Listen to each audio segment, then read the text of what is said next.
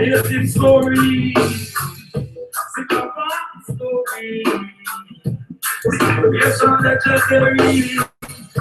We didn't give me a title. I'm not copy. This seat up will follow come on and survive and so.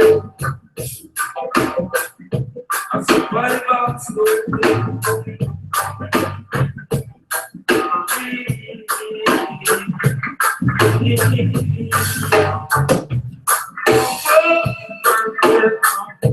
I hate this story. Here are one story. Situation legendary. Man now that's it. Did you reach day 23? So when I give the man title. One of the deepest seat of the power one man survival soul. Rasta powers of evil will rejoice. TV survivor and never see these joys. And return to army. Number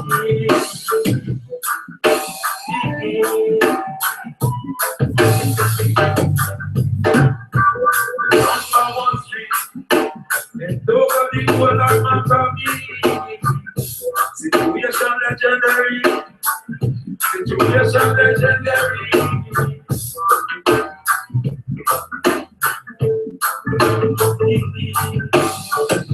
Should have not been rescued. After the helicopter man them see. They 7 days back them and came up close and lean. Man take them alright. The grab identity. It was confiscated as soon as it's land and reach. I show up to God, rising an emotion to leave. I can be, you know who you be. A situation legendary.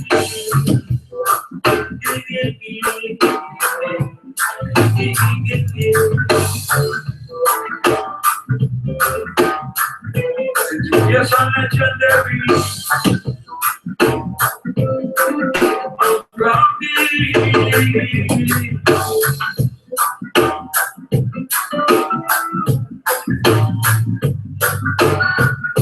I hear the story.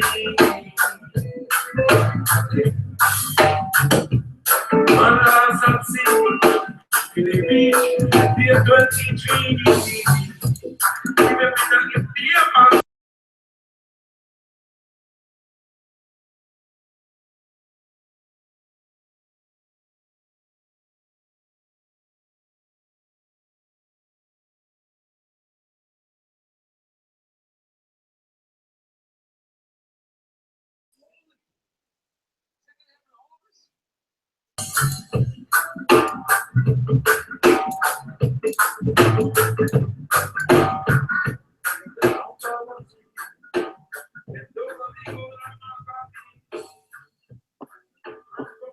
All right, my brother Garfield, what's good? Well, go on, All right. Welcome to another edition of Baba TV. Every time fire. It's my absolute privilege to be back in the house with my brother Garfield to deal with this very important history from a very important, courageous, rebellious people. And I just want to say before my brother Garfield starts out, for all you naysayers out there, they want to say, oh, that's not what this is about. You have it wrong, particularly to you white ones out there carrying the locks and benefiting more from the music than the creators of the music, while Jamaican people live in a terrible condition. Give some of that money back. Carry your asses over there with your locks and your reggae that you and your one love message and your way of devotion to it that you have shoved down everybody's throat. Take some of that money and give back to the creators of the roots reggae music, and that is the beautiful people of the island of Jamaica. So with that being said, I'd like to turn the floor over to my brother Garfield.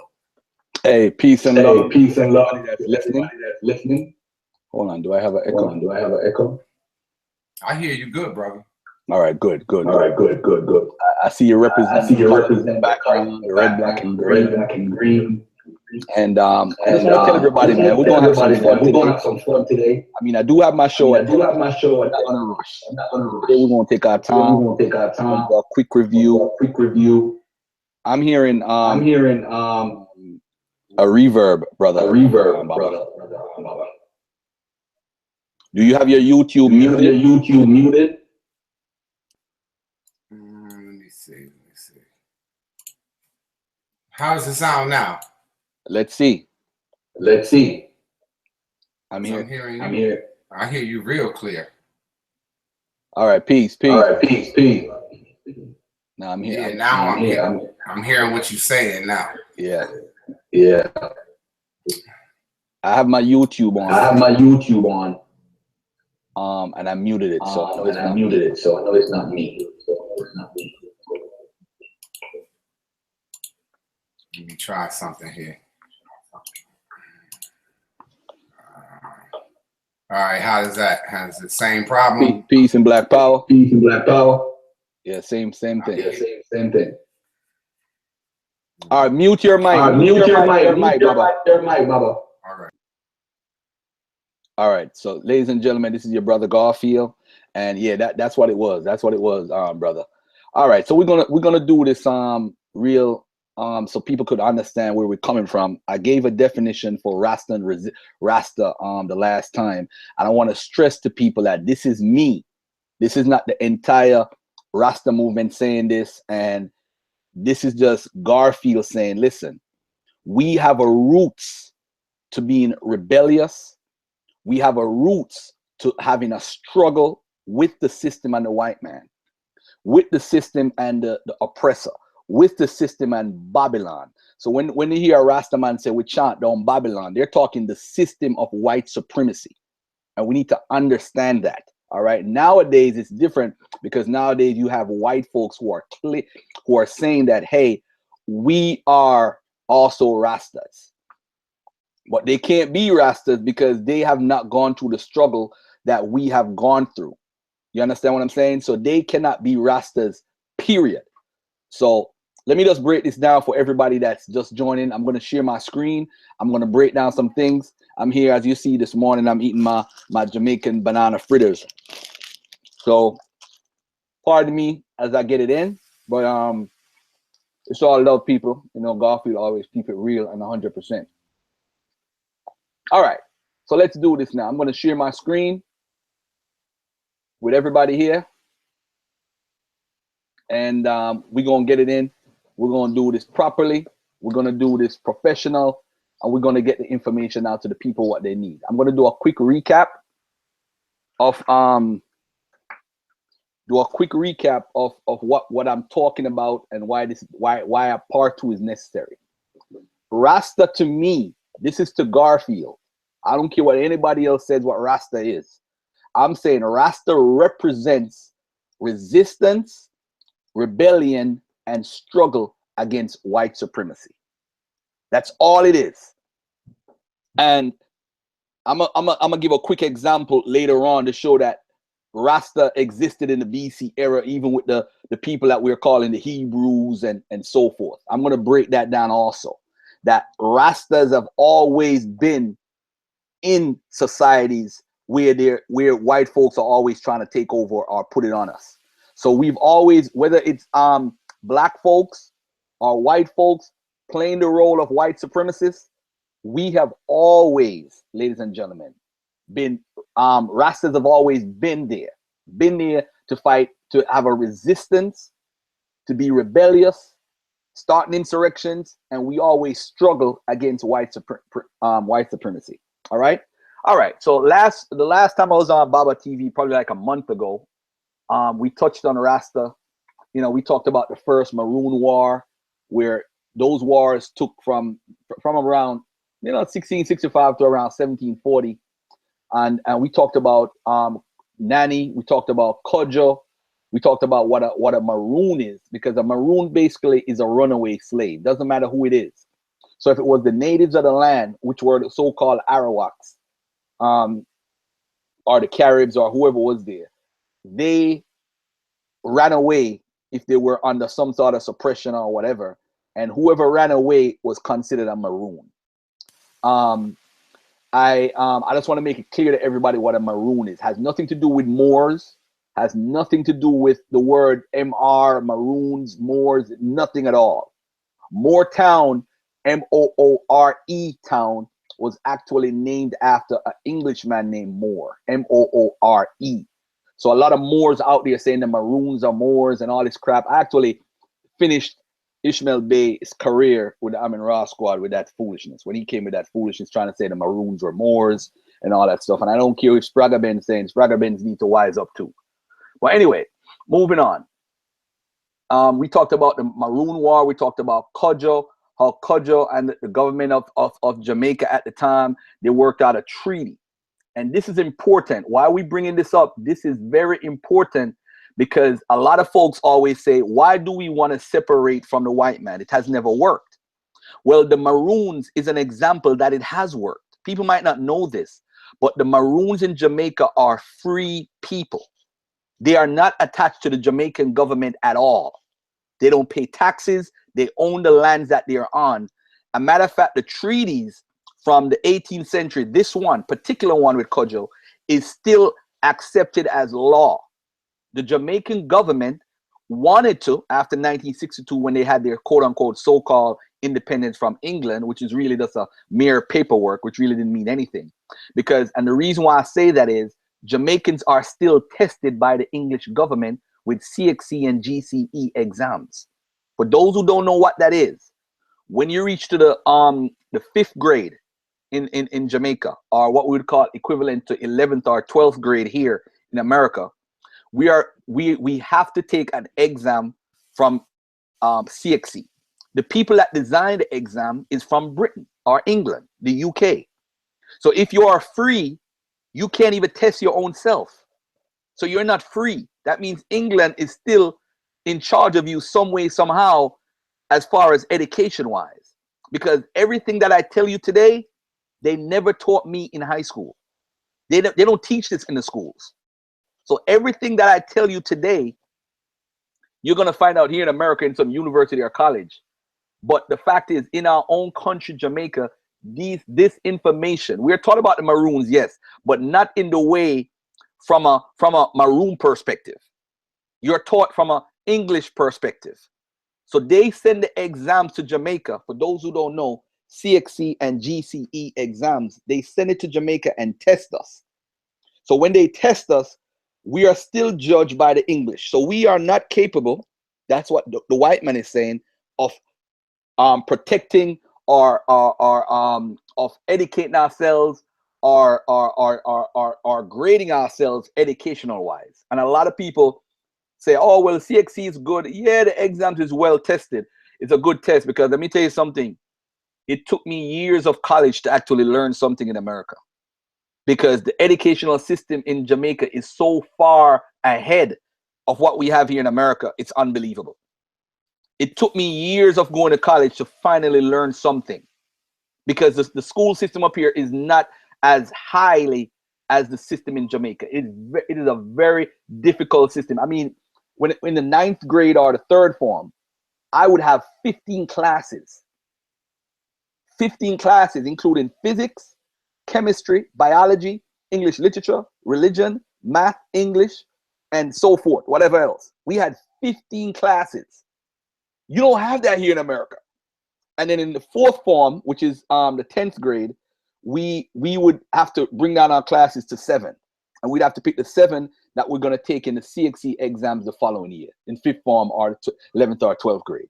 So the system in Jamaica is high. It's not a small. This is why a lot of folks come here and they've become masters of whatever field they get into, because most of the Jamaicans that are highly educated, they come here and go to colleges, never go back to Jamaica, become doctors, lawyers, whatever.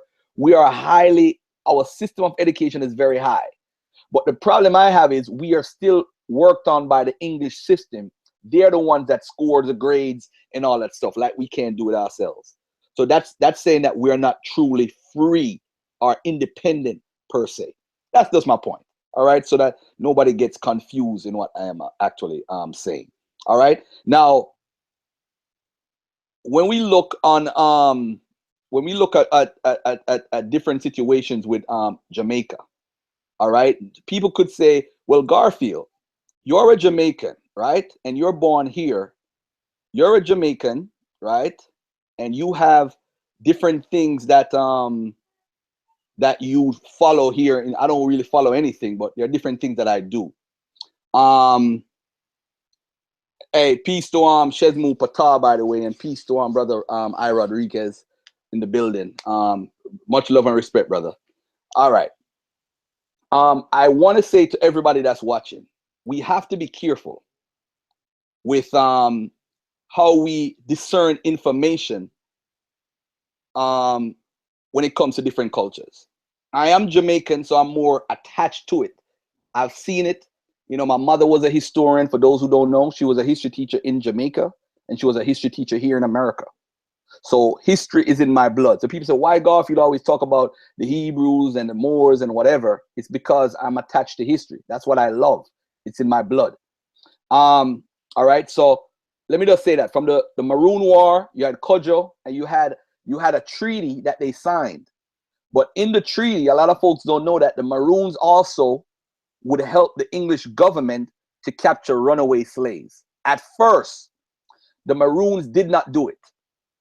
They said that, nah, we ain't catching nobody, man. We ain't doing that. We ain't doing that.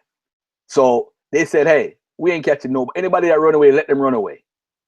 All right. All right. So when we move from the Maroon War, I wanted to move on to something else. So we know with the Maroons and the English, they had separate places. 1738, the peace treaty with Kojo. So they looked on, as you can see right here, they looked on the Maroons as unruly, rebellious group that threatened their lavish and luxurious way of life. Now, I want to say something about the importance of Jamaica. And people might say, oh, you're Jamaican, so you're being biased. No. If you look at every single revolt ever, major revolts, there's 24 of them. The majority of them had nothing to do with Bible believers, because a lot of people like to point to Nat Turner. Nat Turner, I believe, was an Akon. So he had that rebellious spirit in him, whether he knew or not. Garvey had that rebellious spirit in him, and he's attached to the Akon. Every one of the people who had some sort of rebellion, Denmark, BC, or so forth, followed some sort of African spirituality before they even got a Bible. So when folks say, oh, well, the Bible believers, no, study the 24 main revolts, and you're seeing that the people follow a certain form of spirituality, mainly the Akon. When people ask me if I'm Jamaican, I say I'm a Jamaican, because that is my roots. Yeah, shout out to Muta Baruka, man. That's the dude right there, man. I really want to sit down with him one day. So when we look at the Akon people, which I'm attached to West Africa by science through DNA. I'm attached because, and people say, why you trust DNA? Listen, if I'm in Jamaica and I come from a certain area, right? Because the West Africans have been there for probably like around 12,000 years, according to science. If you take your DNA and you're attached to somewhere 86%, that is telling you that is your root. You don't need no book to tell you. The science already told you that. But then you have oral tradition and an attachment. So oral tradition attaches because we knew about Brother Anansi's stories, which is an Akon, West African god, a trickster god, allegedly, by how white folks interpret him. All right. Now, Anansi stories, that traces. Aki, for those from Jamaica, comes from West Africa, Ghana. Breadfruit comes from West Africa, Ghana. Now, what is the national dish for Jamaica? Aki and saltfish, right? And we eat it with what? Breadfruit. So the foods that we eat shows us tracing back to West Africa. When we do DNA tests, it traces us back to West Africa. It don't trace us to anywhere else it don't trace us to Asia. It don't trace us to Europe. It doesn't trace us to Australia. It doesn't trace us to North Africa. It doesn't trace us to the so-called Middle East. It traces us to West Africa. So what happened is the people that's in West Africa, why would we have the same type of DNA trait if we're not attached to them? So that's something that we have to think about whenever we talk about, oh, I don't trust DNA. Now, if you have a bunch of folks that live in an area and you have the same genetic makeup, put 2 and 2 together, family. All right? Just want to say that. Yeah, Asanya Balwi. Yeah, okay. We have to bring the negative. The A can carry soul others. Okay, no problem. Okay, if you don't want to believe in DNA, go ahead. All I'm saying is the next time a baby is born and he comes out a different color like you and your wife look like, don't do a DNA test. All right? Don't do a DNA test. Leave it alone. All right? Okay. All right. You're always going to have detractors anyway. Anyway, the Akan people. Now let's look at Kojo. Kojo's name actually is Quadwo, the leader of the Jamaican Maroon fugitive black slave during the first Maroon War. Now, Kojo and Quadwo, of course, we know Quadwo, I think, is Monday, the first day of the week. So we know he's Akan. He's telling you what his name is. Because unbeknownst to a lot of people think that everybody changed their names, like the story Roots and all that stuff. Anyway, his sister was Nanny, and his brothers Akompong, Johnny, and Guaco. Kojo led 5,000 rebel people. So now you have communities of runaway slaves in the island, and most of them were run by the people that were related. So you had the Akompong people, then you had where Kojo was, then you had where Nanny was. They were related. These are Akan people who started the Maroons. The Maroon areas were controlled by people who were Akan. Now, a lot of people like to say, okay, Garfield, okay, they're attached to the Akan. What type of spiritual system did they have? And if you study the 1712 revolt, ladies and gentlemen, in New York City, they performed the same rituals like what Nanny performed when she did her spiritual stuff. Orbia, powders up in the ear, all that stuff. They did the same thing. So they're connected, showing that there's a West African connection. Now, let's look at this, ladies and gentlemen. The Akan people, West Africa, right? They are all connected. Jamaica, I don't know if anybody ever studied the slaves and how many slaves came to North America. I'm talking about North America. 338,000 allegedly came to North America. Do you know how many slaves went to that small island, Jamaica? Over 1 million slaves went to Jamaica. Jamaica was like a docking port for slaves. So why would Jamaica, a small island, have more slaves than what came to North America? We got to think for a second here. Why? So this is why there's so much effects of people coming here and coming there, but they have some sort of connection to Jamaica, the West African connection. So we know where these people came from. We know what they believed in. We know how the culture that they carried on, and we know what they did. And for those who don't know, the Maroons were the first people to start what's called jerk pork. Jerk pork. For those who don't know, jerk pork is forbidden by Muslims. So Maroons are not Moors, are part of the Muslim, because they know in the Quran it forbids you to eat the pork. So they were the ones that invented jerk pork, the Maroons in the hills. All right. So let's move on. So we touched on Kojo and the Maroons and setting up the cities and so forth. So as I said before, ladies and gentlemen, the Maroons are runaway slaves, right? They are runaway slaves, and they had their own communities, which the British agreed to because of the treaty. And part of the treaty was the Maroons had to catch all runaway slaves after and return them back to what you call it. Yes, my brother. Most of the slaves went to Brazil. Yes, as far as people wise. Yes. All right.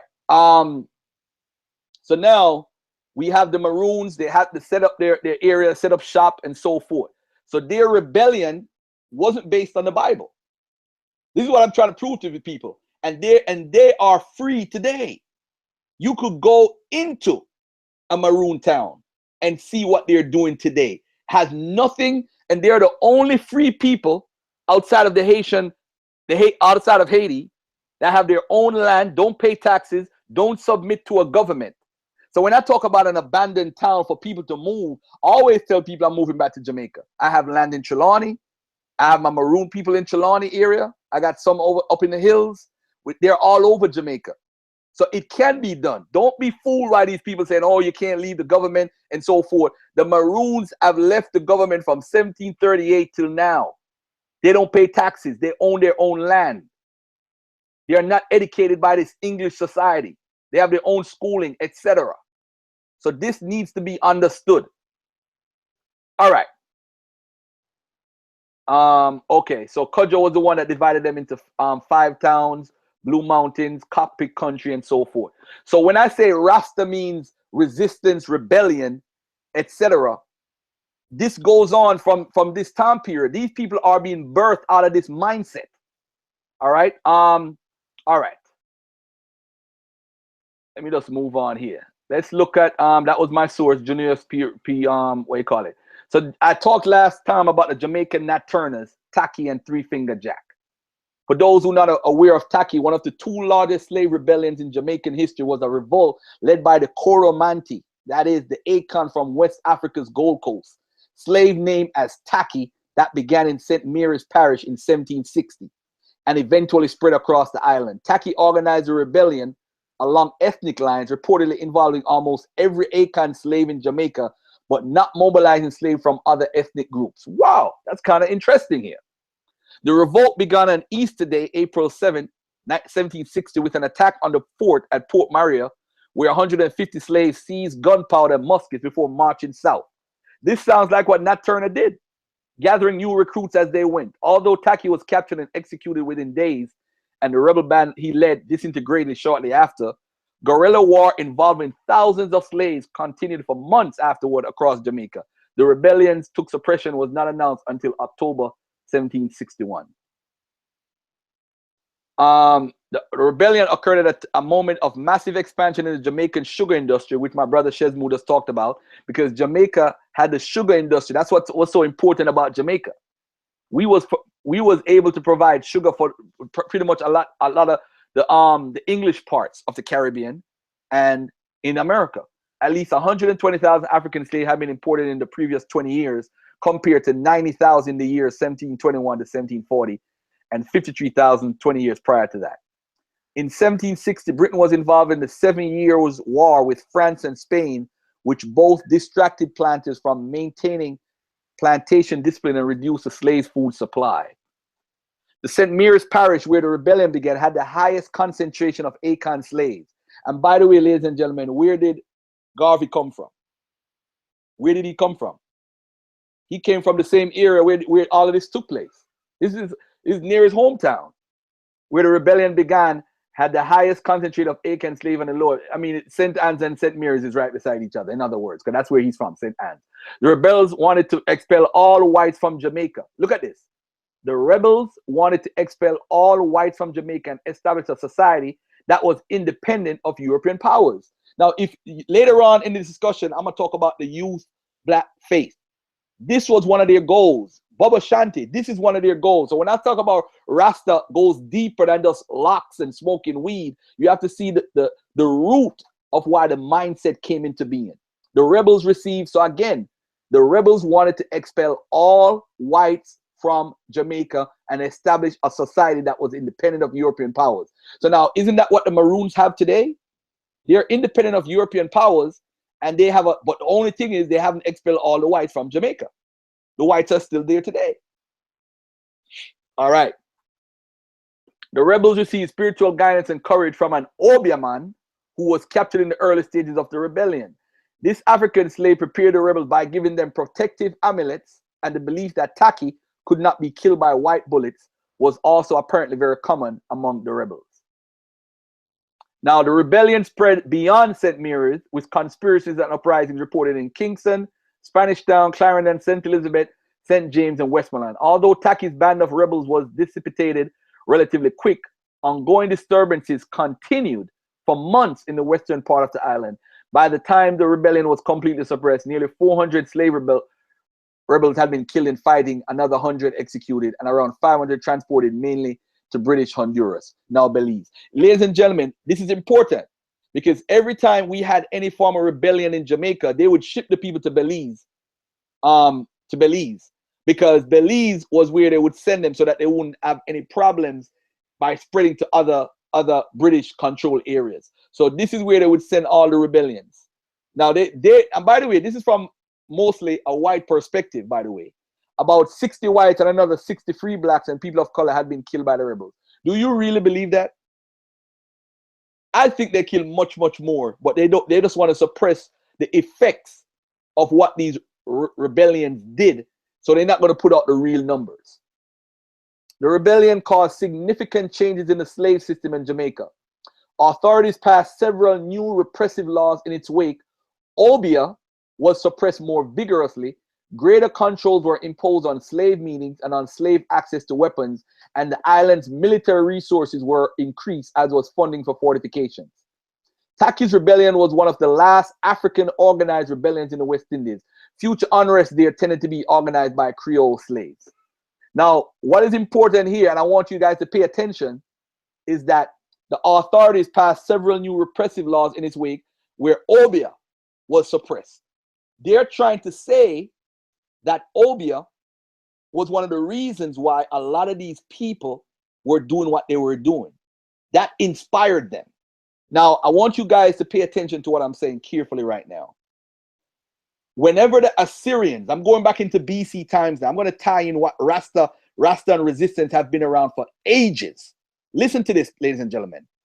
The Assyrians, if you read 2 Kings 17, verses 6 to 28, it talks about the people being deported.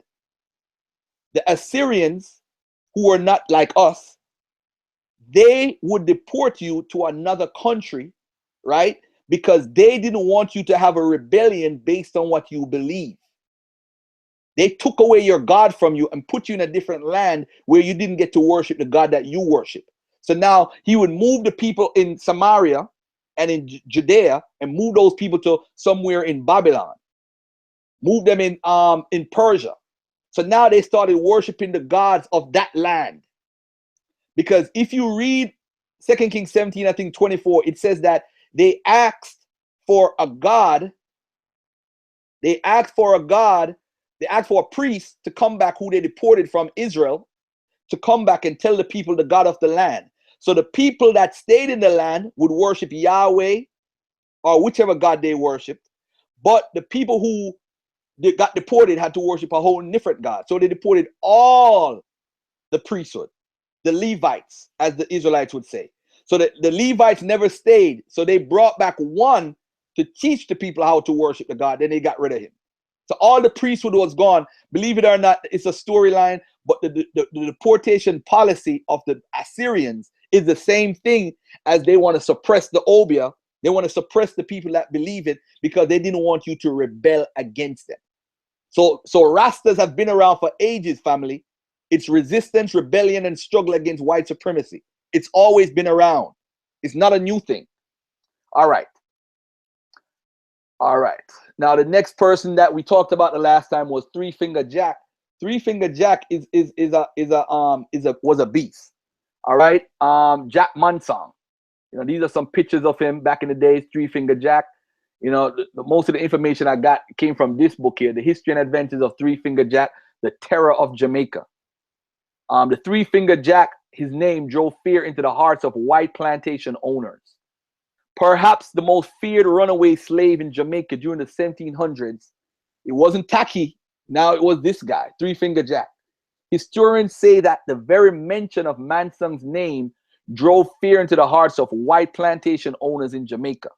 Those in Britain, where many plays and books were written about his exploits, he was also the first fugitive in Jamaica's history to have a bounty, 300 pounds, placed on his head.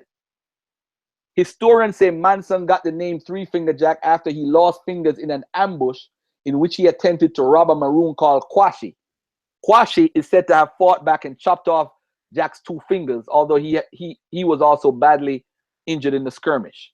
By the end of 1780, the colonial government had become frustrated that all efforts to rid the society of 3-fingered Jack had failed. Despite the posting of rewards by the British government and the colonial assembly to bolster their drive to capture Mansung, the colonialists offered full freedom to any slave who could bring the feared rebel to justice, dead or alive. Jack Manson's short but effective guerrilla warfare ended on January 27, 1781, according to an account. Him and Kwashi, they shot him or something to that effect.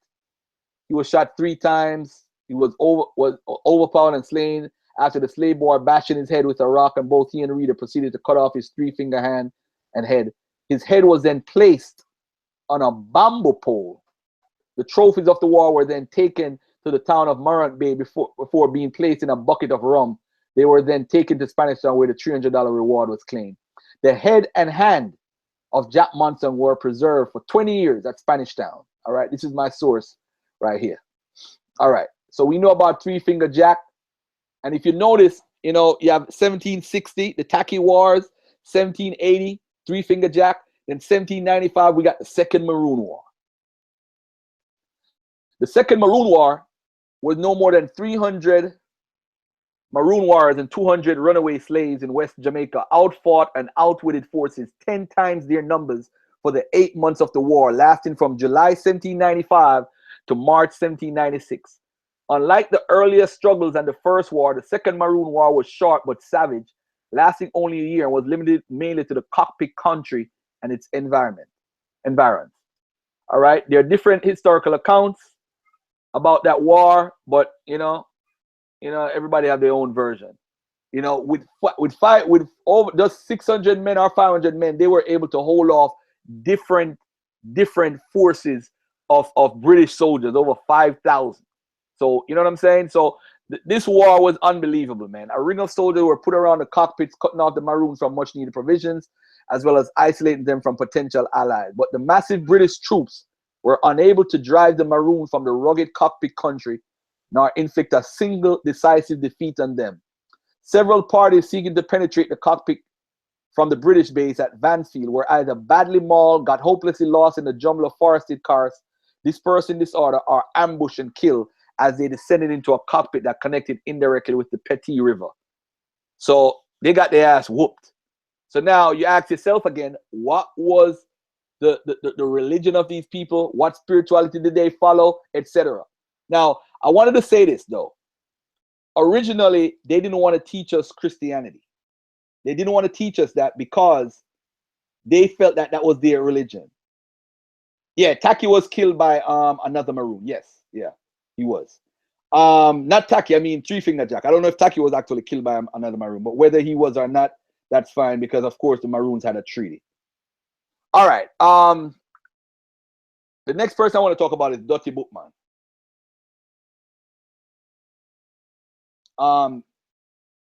Yeah, during the 18th century, including Taki, there were also periodic skirmish between the British and the Maroons.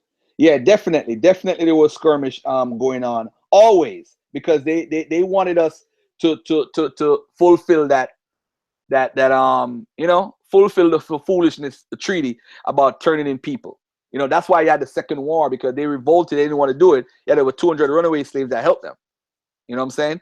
But anyway, Dutty Bookman was a self-educated slave born on the island of Jamaica.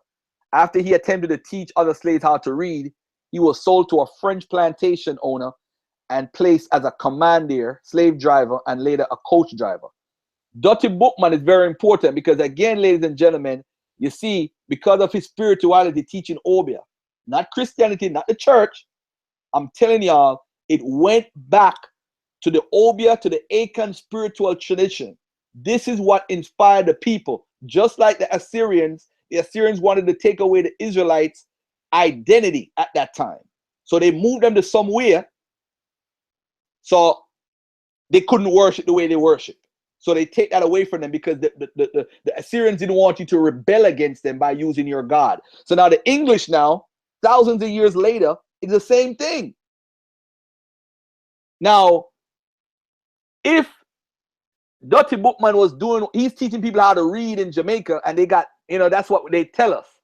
So they sold them to their enemies Imagine that. They sold a Jamaican to a French. The British and the French wasn't even friends. But they're like, yo, we need to get this guy away from us, man. We need to get him away from us. So now, what is happening when they send Dutty Bookman to Haiti? There may be no man more important in the Haitian Revolution than Dutty Bookman, a native Jamaican. His name literally meant dirty bookman, a likely reference to a secret book of occult lore he always kept close. So for those who said he carried the Quran, he never carried the Quran. This was his message and his information to work Obia and do all type of spiritual stuff that he knew from the African roots. So this is something that we need to pay attention to again. The Haitian Revolution, a native Jamaican, his name literally meant dirty bookman, a likely reference. He was an educated man, although a slave, who was sold by his British master to a French plantation in Haiti. Dutty Bookman would teach other slaves to read as well as instruct in closely guarded voodoo lore. But his fame would come August 14, 1791 at the Bois Cayman ceremony. Bookman was the leading voodoo priest and called for sacrifice and slave rebellion. It is said that the Petrola family was born from these rituals and from the Haitian Revolution itself. Only 8 days later, on August 22nd, the rebellion began in the Haitian mountains in the north. Bookman was quickly captured and beheaded, but the revolution had started and would lead to Haiti becoming the first independent republic of Haiti. Bookman lives on today, immortalized as a Loa in his own. All right. Before I say the Bookman prayer, I need to say something. If you notice, the people are cutting their heads off. One thing the slave masters like to do here in America, in France, if it's a French slave master, an English slave master, in Jamaica, it doesn't matter. They're cutting your head off and putting you on display to say that if you ever try to rebel against us, this is what's going to happen to you. Chez Mupata, stop it. But he was a Moor. Stop it. Let's stop the nonsense. So Dutty Bookman, look at his prayer though. If he was a Moor, why is he not praying to Allah? If he was a Moor. But look at Dutty Bookman, began the rebellion with a prayer to the people. Look at Bookman's prayer. He said, good God, who created the sun, which shines on us from above, who rouses the sea and makes the thunder rumble. Listen, God, though hidden in a cloud, watches over us. He said, the God of the white man. The God of the white man calls forth crime, but our God wills good works. Our God, who is good, commands us to vengeance. He will direct our arms and help us. Throw away the lightness of the white man's God, who has so often brought us to tears, and listen to liberty, which speaks in all our hearts. Bookman's philosophy was conquer or die. They had to get rid of that dude. He was eventually killed and replaced by less effective Negro accommodationist leadership. As a result, Haitian independence took much longer than it should have. By 1802, the revolution had fallen into the hands of a man of the same ilk as Bookman Dutty. He was an African war general named Jean-Jacques Dessalines. He became the liberator of Haiti. All right, let's move on.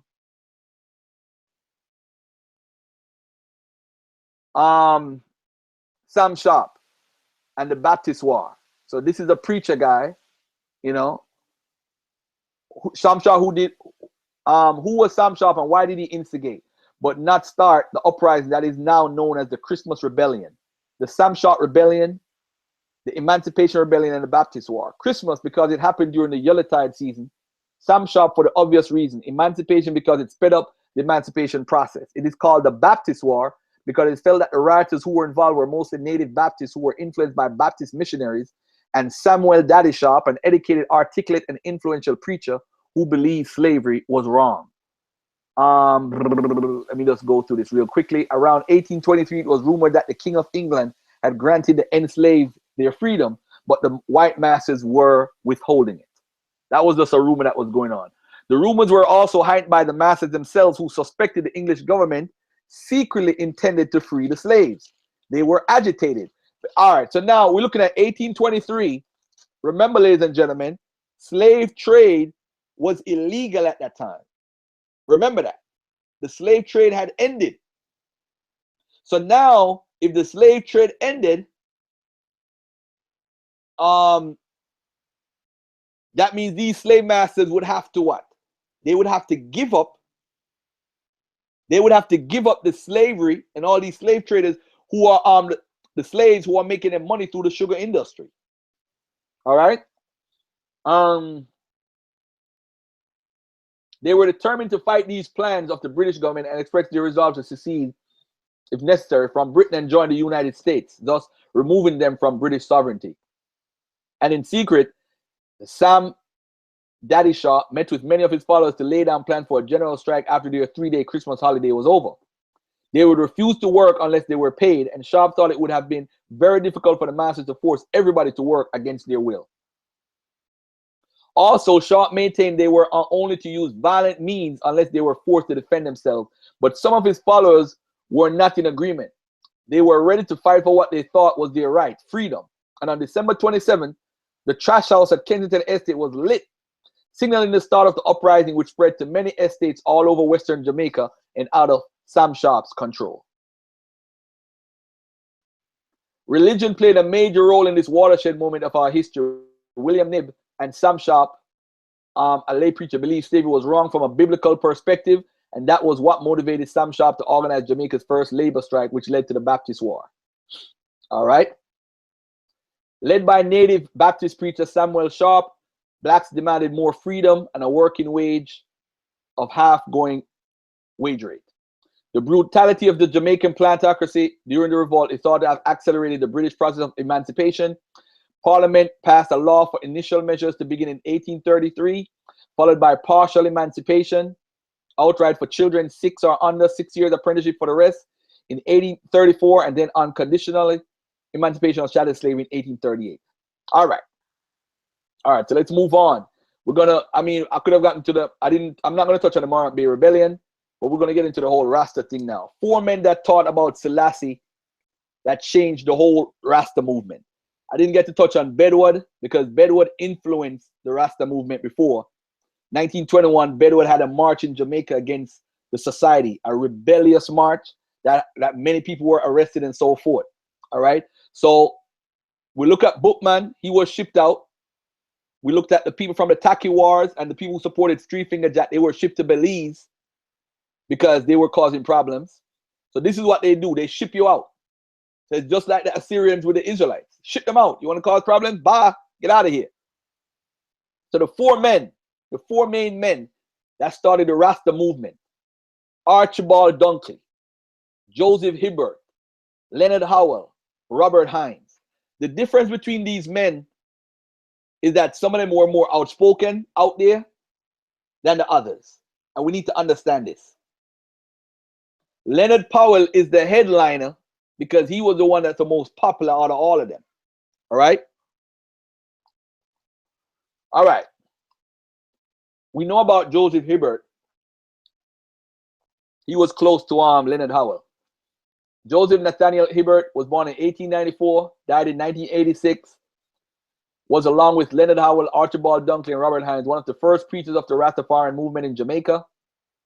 Following the coronation of Rastafari as Emperor Haile Selassie I of Ethiopia on 2nd of November 1930.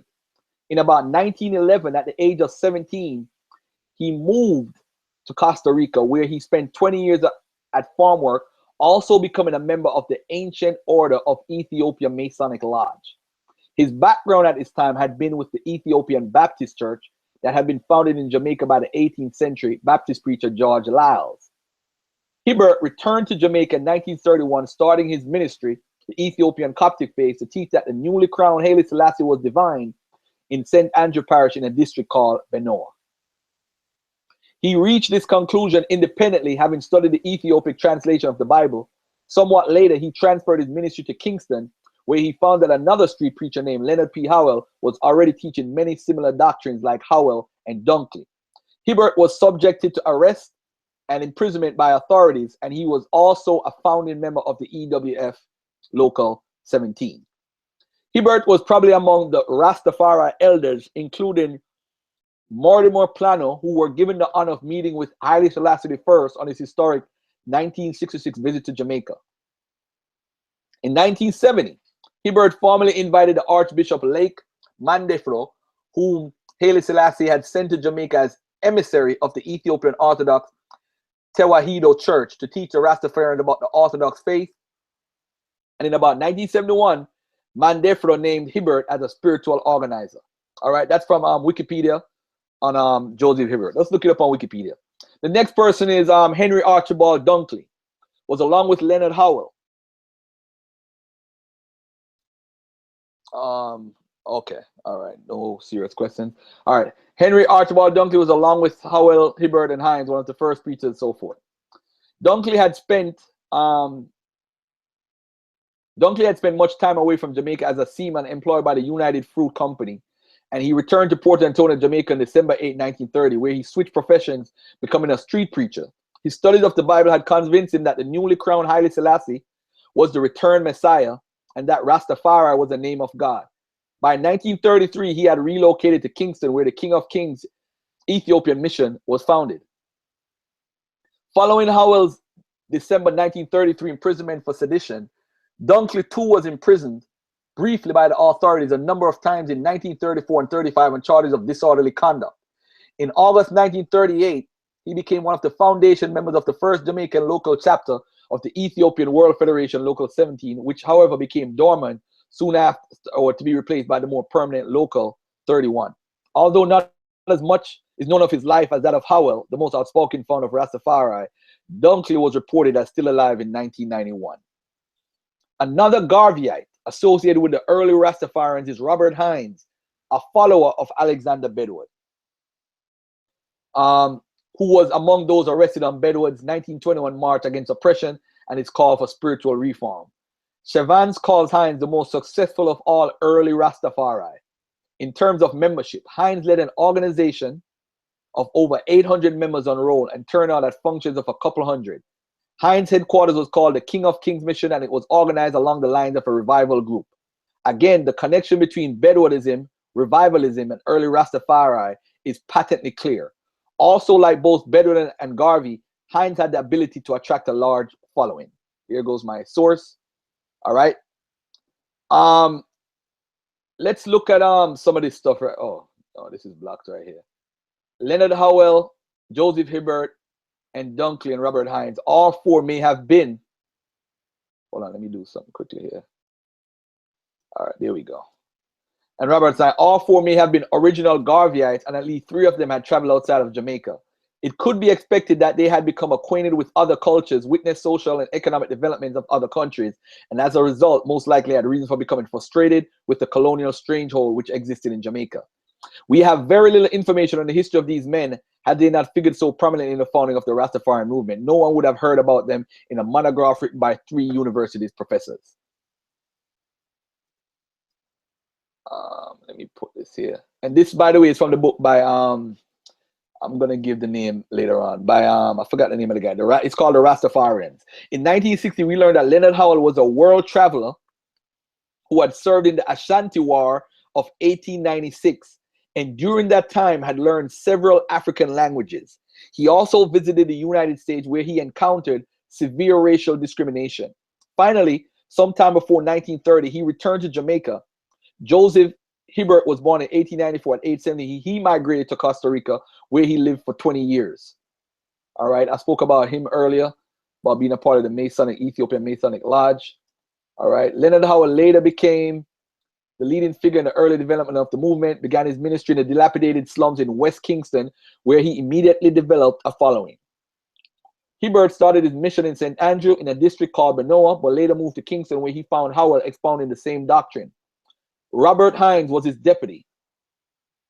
Archibald, hold on, same doctrine. Robert Hines was his deputy. Archibald Dunkley, a seaman.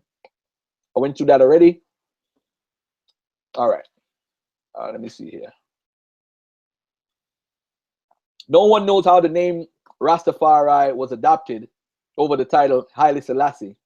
The name Ras in Amharic is the title given to Ethiopian royalties, comparable to the English title Duke. Tafari is the family name of the king. Whatever the reason, this name has become not only a holy appellation and a ritual invocation, but also the name of the movement itself. The name Rastafarians is a Jamaican rendering of Rastafari and is the name given. Okay, all right, moving on.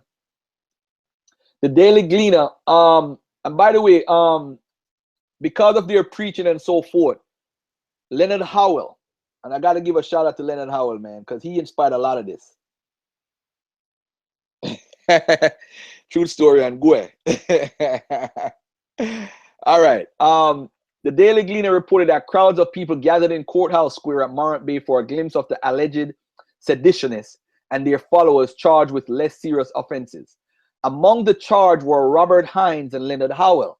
Howell, who was reported to be the representative of Rastafari, king of the Ethiopians on the island, was charged with uttering a seditious speech in which he abused the government of both Great Britain and the island. He intended to excite hatred and contempt for His Majesty the King and those responsible for the government of the island, to create dissatisfaction among the subject of His Majesty and for disturbing the public peace and tranquility. All right, this is page 86 from that book, Rastafarians. I'll give the writer's name in a few. Howell pleaded not guilty, but the jury wasted very little time in reaching a guilty verdict. The case was tried before the acting resident magistrate for the parish of St. Thomas, Ansel O. Thompson. The magistrate called Howell a fraud and sentenced him to 2 years imprisonment. Hines, his deputy, was given a sentence of 1 year. The government, sensing that a new and dangerous movement was beginning, quickly arrested Archibald Dunkley and Joseph Hibbert. You see, we got to understand how this government work, man. They say, listen, man, if we arrest, it's like with the Nation of Islam. If you go and arrest the named person, you got to get Farrakhan and all his main ministers. If you go and arrest anybody in the Christian movement, you got to arrest T.D. Jakes, Sharpton, and all the main people, Jesse Jackson, all of them, and sweep them up one time. Get rid of them. So this is the motive of the government now. Based on the fact that they had to go through all this stuff with the Maroons, then they had to go through the Taki War, then they had to go through Three Finger Jack, then they had the Second War, then they had Bedwood. No, I'm sorry, they had Sam Sharp. So now slavery is supposedly gone. They had to deal with George William Gordon and Paul Bogle. I didn't even get to go to the Morant Bay Rebellion. They had to go through all of that. Then they had to go through Bedwood, the revivalists, who influenced Robert Hines. So now you've seen the Rastafari movement developing, and they don't want this again. White folks don't like problems. So they said, listen, we already got Howell and Hines locked up, but they got 2 more guys that's preaching this same stuff, man. We got to go get them. So the government, sensing that a new and dangerous movement was beginning, quickly arrested Archibald Dunkley and Joseph Hibbert, the other 2 founders of the movement. With the sudden arrest and imprisonment of the leaders of the Rastafarians, both the government and the concerned citizens of the island suspected that they had silenced the potential seeds of violence in His Majesty's domain. But to the cultists, the setback was temporary. Trusted lieutenants assumed the activities of the movement, and matters continued in secret. This is major, man. All right? This is major, major, major. And people need to understand that if we are going to move forward, we got to know our history and how we had rebellions. We have to. We have to do that. Let me see what else. Any questions here? All right, let's see what we got here. Any questions? All right, I don't think we got any questions here. All right, all right. All right, cool. All right, so here we go. Following the release of Howell and Hines from prison, Howell organized what was known as the Ethiopian Salvation Society, ESS, and quietly recruited a large following, and by the year 1940, he was the leader of a so-called cult commune deep in the hills of St. Catherine overlooking the city of Kingston. Ladies and gentlemen, Gaza, where Portmore there, over them side there. That's where they at. Now, Rastafarians turned Maroons. I want you to pay attention to what the writer is saying here. In his continued effort to avoid the harassment of the police, Howell headed for the privacy of the hills, and like his Maroon ancestors, either purchased or captured a piece of the hill country near Sligoville, about 20 miles from Kingston. The name of the commune was the Pinnacle, Followers were estimated to number from 500 to as many as 1,600. The entrance was known only to members and could be reached only by foot at great hazard. Life in the commune was strictly patterned after the Maroon communities of Jamaica. Howell served as chief, African style, and was reported to have taken 13 wives for himself. Okay, hey, it is what it is. For a living, they planted native cash crops, among them the famous ganja marijuana herb that has remained the center of the movement's ritual practice. This early phase of the Rastafarian wilderness life was rudely destroyed when neighbors in the community, harassed by the cultists who demanded that taxes should not be paid to the Jamaican government, but to them in the name of Haile Selassie, tipped the police to their existence. About July 1941, police raided the commune and 70 Rastas, charging them for acts of violence and for the cultivation of the dangerous drug. 28 Rastas were sent to prison. All right. And this is a picture of my brother Joseph Hibbert. And by the way, there was a politician with the same name, so don't mix them up. All right. And this is a little thing about Robert Hines and how he got into the whole thing with Haile Selassie. And it's kind of weird that, not weird, but it just showed that how four men who were teaching didn't know each other. Well, they probably knew each other, but they were in 4 different livelihoods at the time. And they decided to say that Haile Selassie, based on that, was the emperor and the Messiah, or the king that we've been waiting for a long time. All right. Leonard Howell, he's called the first Rasta. You know, here he is. He used to run like tea houses where cannabis smoking and Bahang beverages, cannabis yogurt-like drinks were served. At the time, New York City had over 400 marijuana tea houses, or Vipanen, tea jukes, and tea pads, as they were variously called, before marijuana prohibition began in 1937. However, the UNIA building where Garvey's group had rented Howell space was alarmed at this reefer den and decided to ostracize Howell, ejecting him from UNIA and his tea house. All right. Deported from the US in 1932, Howell returned to Jamaica, a man on a mission. Virtually unknown, Howell started preaching a never before heard doctrine, Rastafari as a Messiah returned to earth. In all his speeches delivered with no success in Kingston, but enthusiastically received in the rural parishes, he began to lay down a philosophy that heralded a black liberation movement inspired by the Bible, Marcus Garvey, and the struggle of the black people. A spiritually uplifting code of behavior and a belief under the divine inspiration of Rastafari, Makonnen, Emperor Haile Selassie I of Ethiopia. This is Leonard Howell with Garvey. This is him right here on the left, and this is Garvey here on the right. Listening to Howell were mostly young male field workers laboring under intense sun and humidity. Many of them smoked ganja, as it was called, day and night. The cannabis was brought to Jamaica by Indian merchants in 1882 and was found fertile growing conditions on the island, where it was used in alcohol, tinctures, salves, and oil.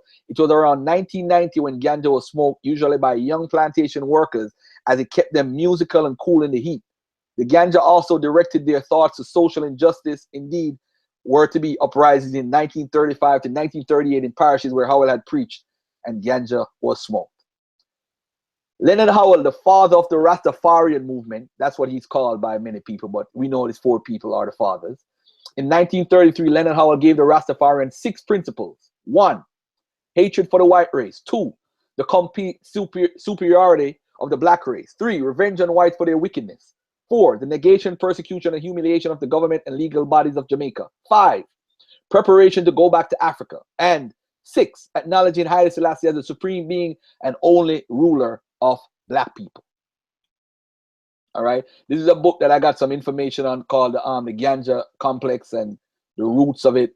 A lot of things where the stuff come from, you know, the roots and whatever. But anyway, let me give a big shout out to Prince Emmanuel. Prince Emmanuel, ladies and gentlemen, is one of the man from the Bubba Shanti. You know, when you talk about Bubba Dread, this is the main figure that we need to talk about. All right.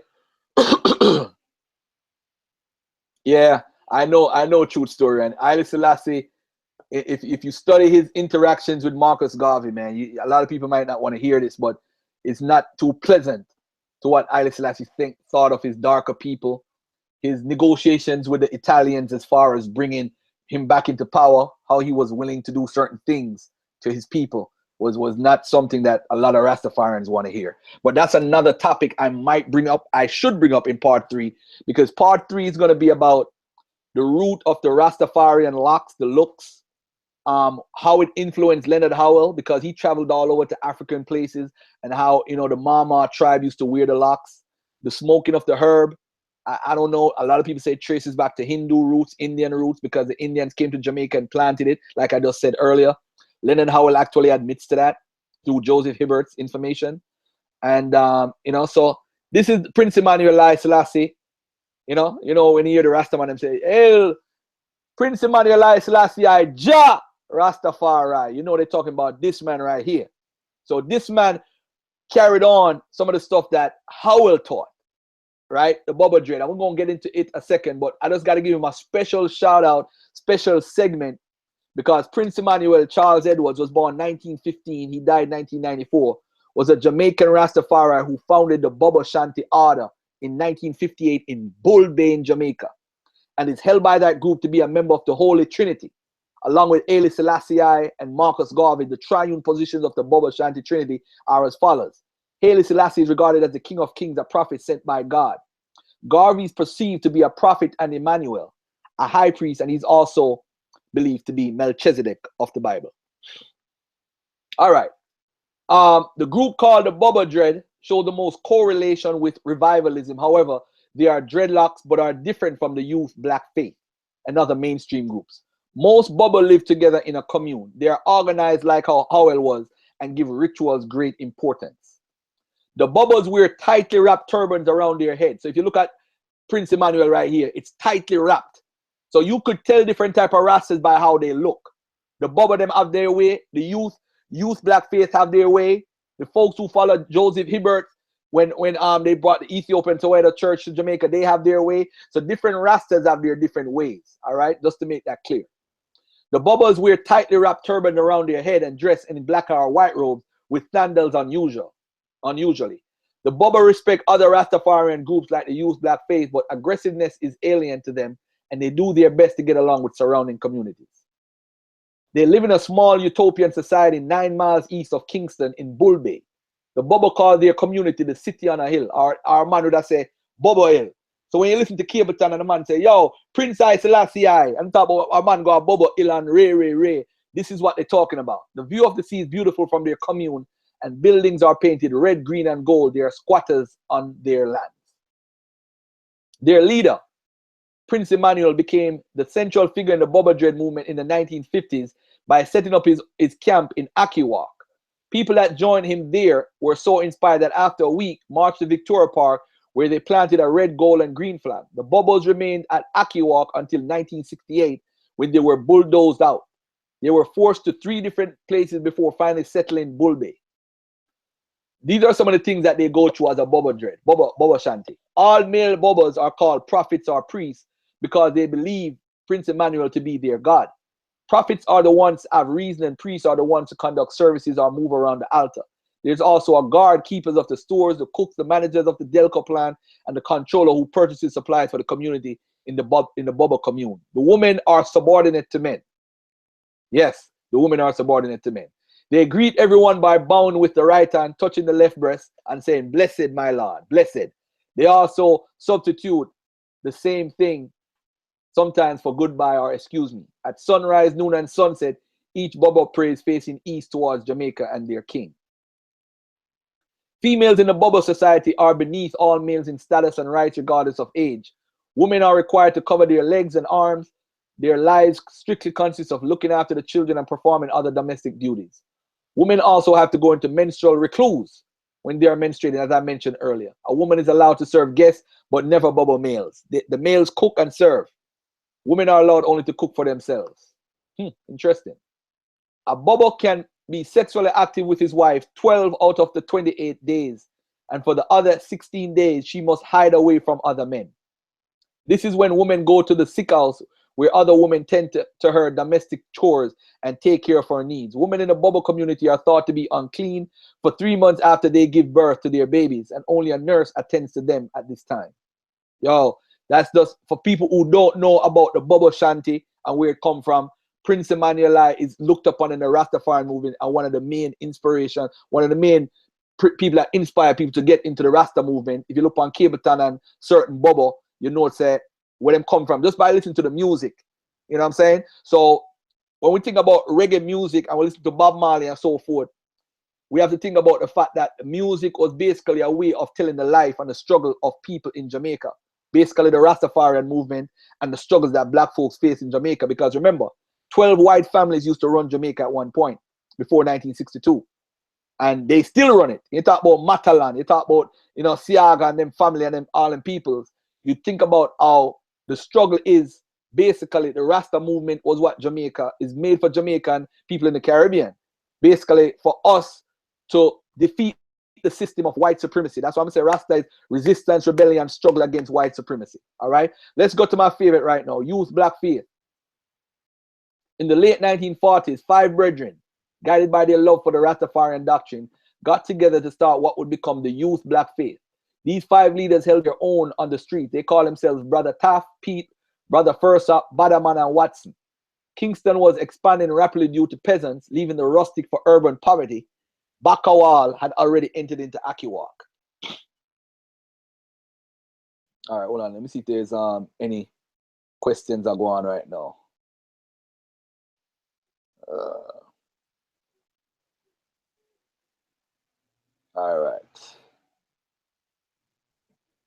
All right, cool. So in the late 1940s, 5 brethren, guided by their love for the Rastafarian doctrine, got together to start what would become the Youth Black Faith. These 5 leaders held their own, all right? And they went to, Bakawal had already entered into Akiwa next to the large Maypen cemetery, all right? These camps had certain codes of conduct. First one could not leave the camp before the herbs were consumed. Second, one had to pass the kochi on the left to the right. Pass the kochi on the left, all right, to eat off a bone. Eat off a bone. So you see this? The youth Black Faith is what influenced the song there. Because that was their second rule. Pass the kochi or cup from left to the right when they smoking. Third one had to grace the cup before taking one's draw. Fourth, one emptied the cup when all the herbs were burnt out and never before. Last, one had to have good behavior while in camp. Some of these rules were there to avoid attention from the police. The Youth Black Faith started in 1949. Its members were young and fiercely supportive of the doctrine. They revolted against the revival tradition and obeah man who burned candles and oils. The Youth Black Faith, and by the way, the tradition of revival tradition come from an obeah, come from Bedouin. So they wanted to get away from that. You understand? The Youth Black Faith were against that since the Apostle John had declared Christ the only golden candlestick. These young brethren respected their elder leaders but were looking for more active reform. They wanted to eliminate practice related to those of the revival tradition. The Youth Black Faith helped to make ganja a central part of the whole Rastafarian movement. This was quite a risky and bold project to take under their control since the police activity had risen against it and it was more of a danger to be caught with it. The police looked to use ganja as a way to imprison the Rastafarians. Members were instructed not to carry their ganja on them. The Youth Black Faith looked at the situation with the police as oppression. The way they looked at it, ganja smoking was not a crime. The Youth Black Faith act of the institutionalization of ganja was in essence a battle against oppression and colonialism. That's from Chevron's book on Rastafarians, page 157. The Youth Black Faith were now starting to grow dreadlocks. At the beginnings of the group, while it was forming, dreads were not widespread. However, the members of the Youth Black Faith encouraged locks, and bearded men were even thought to be the chosen ones who would repatriate to Africa. The biblical reference of the Nazarite vow of Samson, they thought to justify it. It became an issue within the group members whether they should comb their hair or not. Non-Rastafarians considered dreadlocks a statement of declaring oneself an outcast and in opposition to Jamaican society. The Rastas have more faith than a lot of people in this world. Even though they were uneducated and made slave by the white man, they fought back and lived their own ways of life outside of the white oppressive society. They were pushed around to the point where they fought back. I love how the Youth Black Faith members stuck together and gave their names as Rastafari. That instance shows how they are all in it together. They are all Rastafarians and their real names do not really matter in their subculture. What that is referring to is that when they would go to certain places, the police would lock them up. And when they went to court, they gave their name as Rastafari. And then the youth blackface members would fill the courthouse and they would all be shouting. So they, you know, they were all arrested, and after they were arrested or let go, they were sent to Trenchtown and lived as squatters. And if you know anything about Trenchtown and the music and Bob Marley and coming out of that area, you know a lot of the musicians came out of Trenchtown. All right? So I just wanted to add that. Rastafarians do not drink or use poisonous drugs for the most part. They smoke their sacred herb and hurt nobody in doing so. Ganja to them brings them closer to Jah. They do not smoke it to get all fucked up like people who use alcohol every weekend. Ganja is spiritual to the Rastas. It comes up from the earth and helps them to feel their true feelings. I think that we could all learn from the Rastafarians in some ways. I know that I have. And that's from the source, Natty Dreadlocks, the study of the youth blackface and the Bubba Dread by Rebecca Urchard from, I think that 28. All right. So I'm going to stop sharing my screen, but let me just find this book with that source that I just gave a while ago. I just want to let everybody know where I got it from. I don't want to put anything out there and not have a source to it. It's The Rastafarians by Leonard E. Barrett. He's the one that I got a lot of my information on regarding the struggle and resistance. All right. So I want to say to everybody right now that, you know, Dagger Squad, we touch on every topic. Of course, I'm Jamaican, so this is home to me. You know what I'm saying? I want to give a shout out to everybody that came on and support and watching live. We have 106 people watching live now. And we got a good turnout today, Baba. And what I want to say to everybody is that we are in the struggle right now. We are all Rastas. Anybody that is rebelling, anybody that is resisting, anybody that is struggling in this society is a Rasta. You don't have to, if you heard the group sing, you don't have to dread to be Rasta. Don't have to dread, because it's a dreadlocks thing. You know what I'm saying? You don't have to dread to be Rasta. Period. Because at the end of the day, I'm not consider me a ballad, but I'm a Rasta at heart. You know what I'm saying? So everybody needs to understand that the Rasta movement is birth. It's not only even out to the Maroons, it's just us as Africans always resistance and rebelling.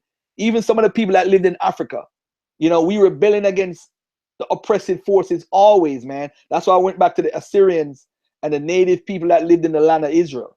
Those people, you can consider them Rasta because they were rebelling against a society of white folks coming in to try to rule. So resistance and Rasta has a lot to do with our culture, period. You know? All right. So ladies and gentlemen, Baba, I don't know if you have any questions or anything you want to build on before I go on. No, sir. Right. You are the teacher here, and I have nothing to say. I'm just here to listen and learn and absorb what you have to say, my brother. All right. Peace and love. Hey, mute your mic one more. Oh, you muted the mic. Let me say this to everybody out there. The Rastas in the 90s, them kind of what we would say in Jamaica, them get a bus. Because although we know Bob Marley is the main Rasta, Bob Marley named Tough Gang Records off of Leonard Howell because he used to call himself Gangaroo, and Gang was also his name. And we have to think to ourselves that the Rasta movement is really the resistance movement, and those, hey, thank you, my brother Anzwar, and those folks have to understand this. When you look at Leonard Howell toured a lot around the place. He went around, so a lot of things influenced him. You know, him and Garvey kind of had a little mini little thing falling out in Jamaica. But because remember, Garvey was the main man in Jamaica from 1916, and he was the main man in America. So now, as the main man in Jamaica, Leonard Howell was out there. Bustamante write letter to the English government saying, we need to catch Leonard Howell and lock this man away because he's the most dangerous man in Jamaica. More dangerous than Garvey. And Garvey was the man. So when you go into a position now and you have a man that's bigger than you when you were the man, you have to like, damn, this dude bigger than me now in my own home country. And I mean him Garvey. You know what I'm saying? So at the end of the day, him and Garvey had a little falling out because Garvey kicked him out of the UNI building because he had the weed stuff. The weed little, you know, they have these little rooms where you smoke weed and do like a weed thing or whatever. So Garvey kicked him out. All right. With the Rasta movement, and as I said, Rasta, they merged in because of the revivalism of Bedouin. That's when everybody started using the Bible and all that stuff. Because if you know about Bedouin and the revivalism and spiritualism, a man will deal with the voodoo hard.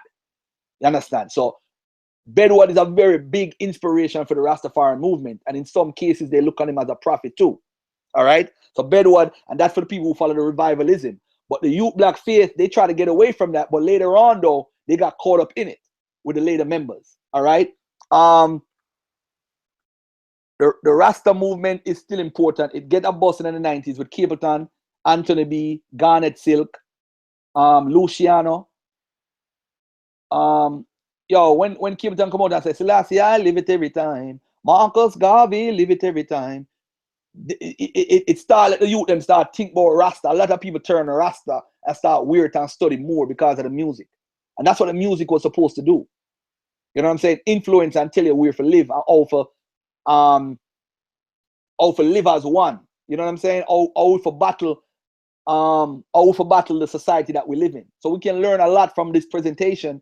I never talked about the Maroon War Rebellion, but we have to remember the mulatto George William Garden, the light-skinned guy, very light-skinned. Him and Paul Bogle, man, were killed back-to-back days, hung because of their rebellion in Maroon Bay.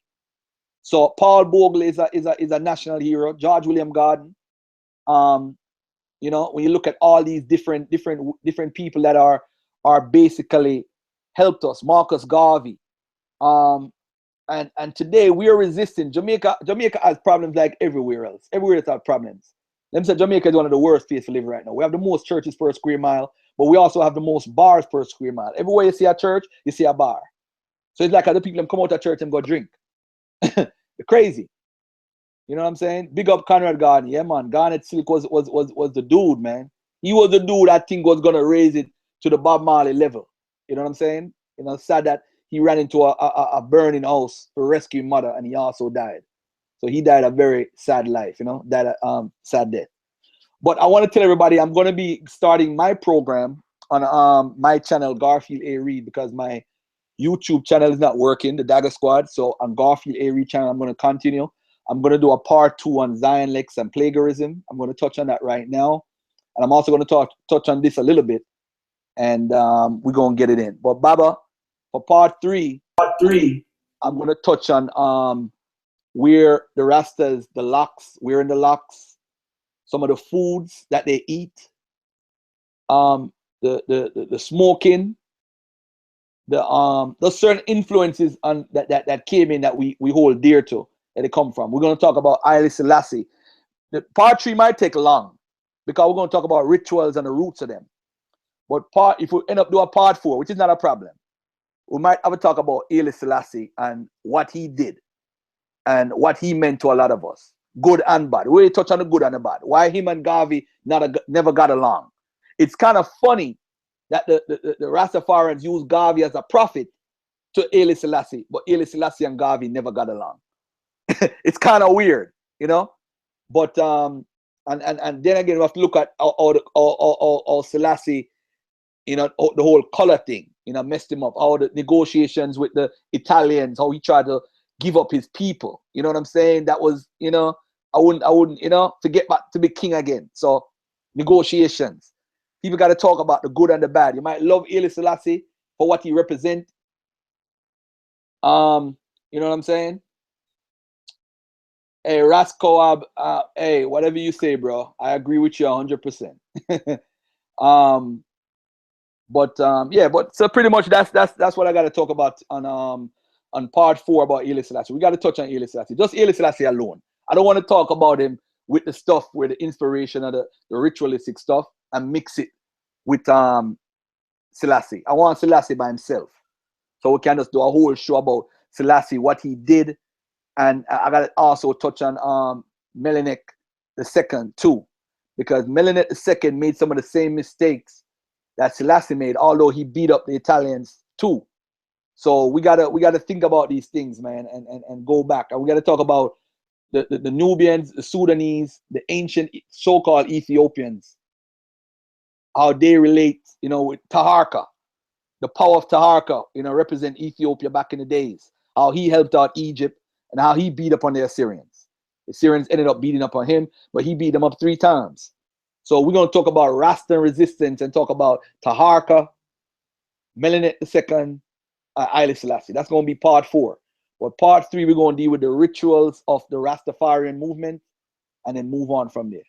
All right, brother? So that's it. I'm going to end it right there, brother. All right, Brother Garfield, I just thank you for giving me your time and sharing this very important information with us. And on that note, I'm going to end on midnight. Peace and black power to the family. Bless. Bless.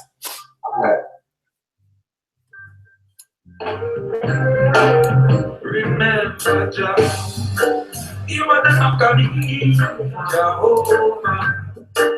You are the Makani, Jehovah. You never see my still I see Jehovah. What a wicked man of guitar upon the Cobra.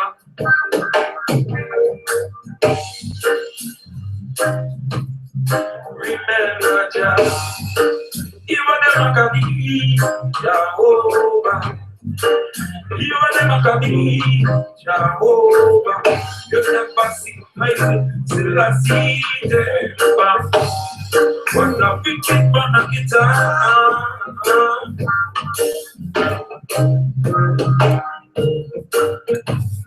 Leave it low, Kawasaki.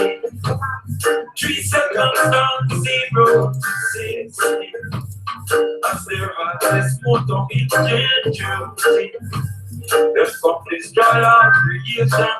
You see, oh yeah, oh yeah.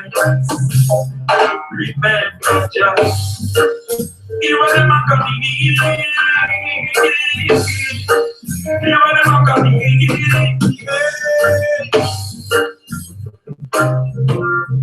Jehovah.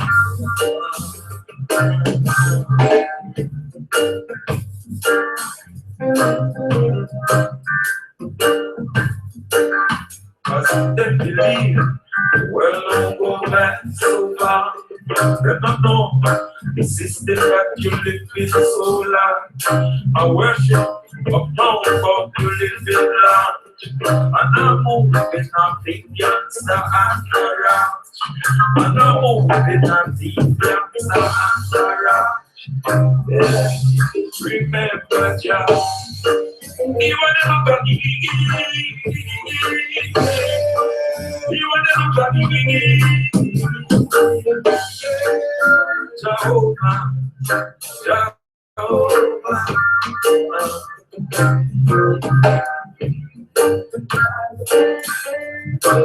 Babylon set up to play out and blow. Oracular ragamuffin man. But burn up all the issues of the front line.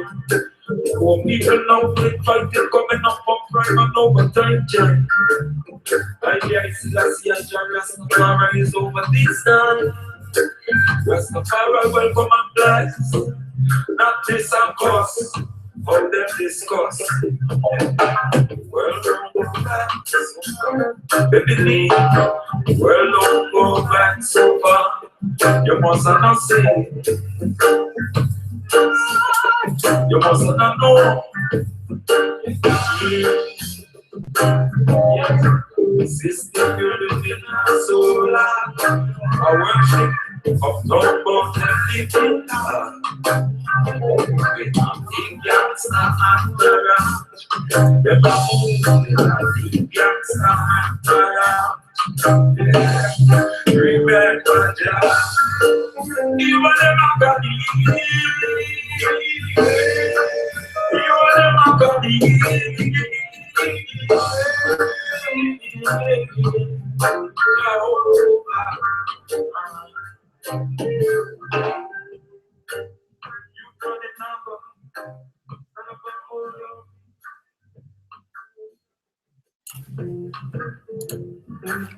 You this man is number.